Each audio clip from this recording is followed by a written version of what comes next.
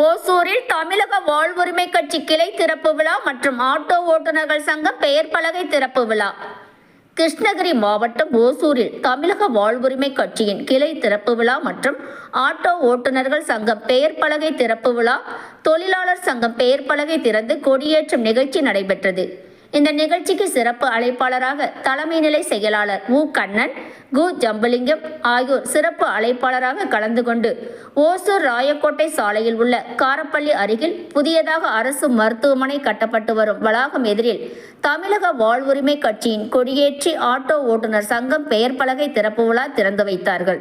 முன்னதாக இந்த நிகழ்ச்சிக்கான ஏற்பாட்டினை தமிழக வாழ்வுரிமை கட்சியின் பொறுப்பாளர் சானசந்திரம் கார்த்திக், மல்லிகார்ஜுனன், ராஜா, மாரிமுத்து, காவேரி, மாதையன், கோவிந்தராஜ், பசுவராஜ் ஆகியோர் நிகழ்ச்சிக்கான ஏற்பாட்டினை செய்திருந்தனர். இந்த நிகழ்ச்சியில் கிருஷ்ணகிரி மாவட்ட ஒருங்கிணைந்த ஒருங்கிணைப்பாளர் நெப்போலியன், மன்சூர், CB-ஜெட் கார்த்திக் மற்றும் ஆட்டோ ஓட்டுநர்கள் பாட்ஷா, மஞ்சுநாத், முருகன் உள்ளிட்ட கட்சியின் பொறுப்பாளர்கள், தொழிலாளர்கள் என பலர் கலந்து கொண்டனர். முன்னதாக தமிழக வாழ்வுரிமை கட்சியின் கூட்டம் தனியார் மகாலில் நடைபெற்றது. கூட்டத்தில் ஆட்டோ ஓட்டுநர்களுக்கு தமிழக வாழ்வுரிமை கட்சியின் வண்ணம் பூசிய மார்க் கொண்ட காக்கி சீருடைகள் கொடுக்கப்பட்டது.